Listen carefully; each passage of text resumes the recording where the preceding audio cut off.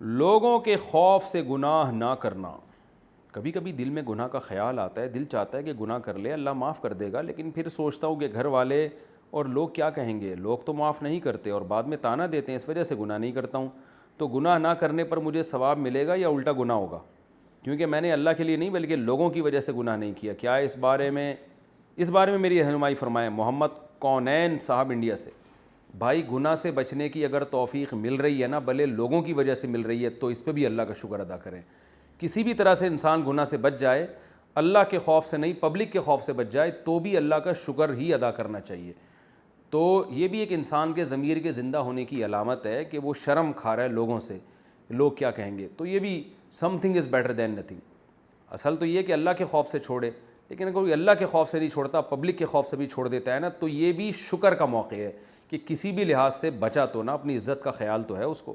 اس لیے فکر نہ کریں, وہ چھوڑیں گناہ کو, اور اس پہ بھی انشاءاللہ اللہ نے چاہا تو ثواب ملے گا کہ گناہ سے بچنے کی توفیق مل رہی ہے, کیونکہ اس میں کچھ نہ کچھ اللہ کی رضا کا بھی عنصر ہوتا ہے.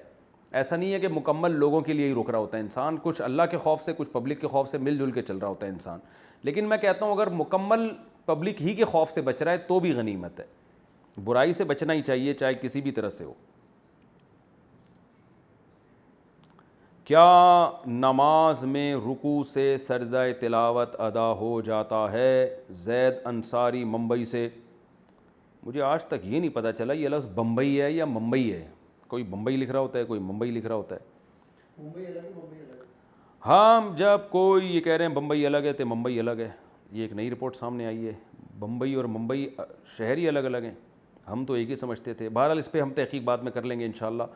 ہم جب کوئی سجدہ تلاوت نماز میں پڑھتے ہیں تو صرف رکوع کرنے سے سجدہ ہو جائے گا یا ایک سجدہ کر کے اٹھنا پڑے گا بعد میں رکوع میں جائیں؟ زید انصاری.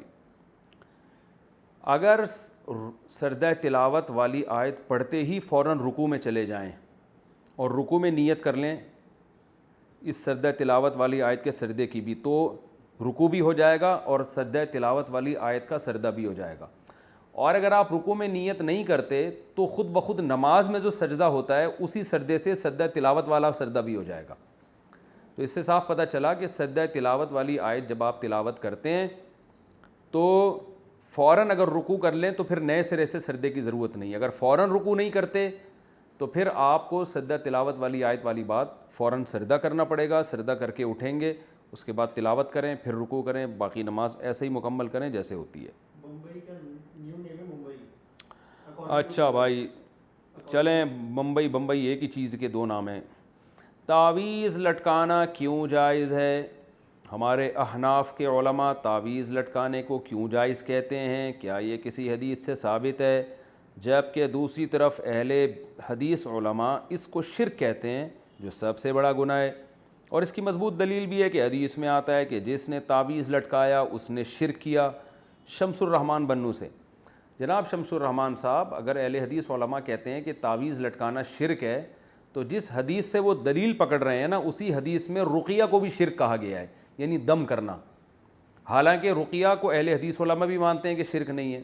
تو پتہ یہ چلا کہ جس حدیث میں تعویذ لٹکانے کو شرک قرار دیا ہے اس سے تعویذ سے شرکیہ تعویذ مراد ہے. وہ تعویذ جس میں قرآنی آیات ہوں یا دعائیں ہوں وہ تعویذ حدیث میں داخل نہیں ہے, کیونکہ رقیہ بھی جیسے شرکیہ بھی ہوتا ہے اور جائز رقیہ کہتے ہیں دم کرنا, تو رقیہ بھی جائز بھی ہوتا ہے, شرکیہ رقیہ بھی ہوتا ہے. تو اسی طرح تعویذ بھی جائز بھی ہوتا ہے, شرکیہ بھی ہوتا ہے. تو اہل حدیث علماء جس حدیث سے استدلال کر کے ہر قسم کے تعویذ کو شرک کہہ رہے ہیں نا, اسی حدیث سے پھر تو ہر قسم کا دم درود بھی شرک ہو جائے گا, حالانکہ ایسا نہیں ہے.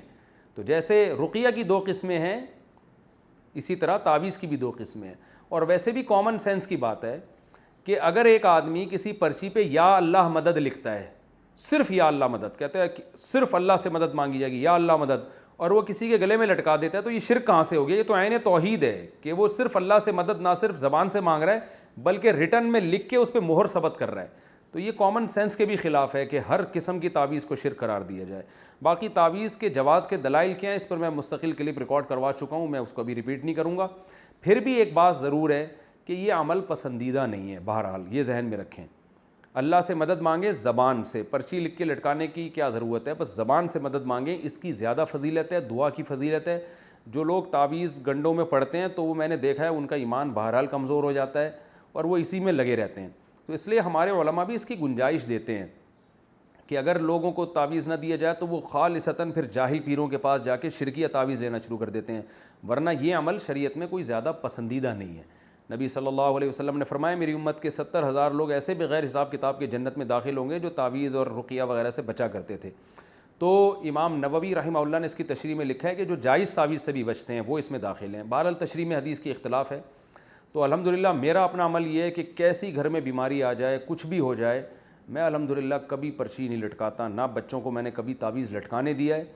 میرا اپنا ذاتی عمل یہی ہے کہ کوئی بہت مجبور ہوگا تعویذ مانگے گا تو میں اس کو لکھ کے دے دیتا ہوں, کیونکہ کمزور ایمان والے لوگ ہیں تو نہیں دو تو کہیں شرکیہ تعویذ نہ لے لے جا کے. اپنا عمل یہ ہے کہ میرے جتنے بچے ہیں, میں خود بھی, گھر والے بھی, میں کبھی کسی کو تعویذ نہیں پہننے دیتا. اس کو میرے ہاں تو ایسا ہے جیسے یہ پتہ نہیں کتنا بڑا جرم کر لیا کہ بھائی ہم کیوں ان چکروں تعویذ گنڈوں میں پلیتوں ان چکروں میں کیوں پڑیں.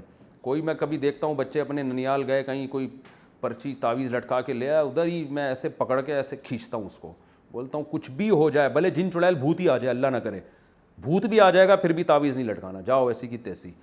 ایسے انسان تمیز زندگی گزارے, کچھ نہیں ہوتا انشاءاللہ کوئی جن چڑیل بھوت. اور پھر جن چڑیل بھوت خود ہی اپنا راستہ تبدیل کر لیتے ہیں, آتے ہی نہیں. وہ دیکھتے ہیں ایسے لوگوں کو جو اس قسم کے کمزور ایمان ہوتا ہے نا, وہیں زیادہ آتے ہیں. تو ان چکروں میں نہ پڑیں. جو سنت عمل ہے سورہ فلق سورہ ناس رات کو ہاتھ پہ دم کر کے اپنے اوپر پھیر لیا کریں, بچوں پہ پھیر لیا کریں. مشہور دعا ہے اعوذ بکلمات اللہ التامہ من کل شیطان وہامہ ومن کل عین لامہ. یہ دعائیں پڑھا کریں. بسم اللہ الذی لا یضر مع اسمہ شیء فی الارض ولا فی السماء وہو السمیع العلیم. خاندانی دعائیں بس یہ پڑھا کریں, کافی اتنا. اللہ تعالی عمل کی توفیق عطا فرمائے.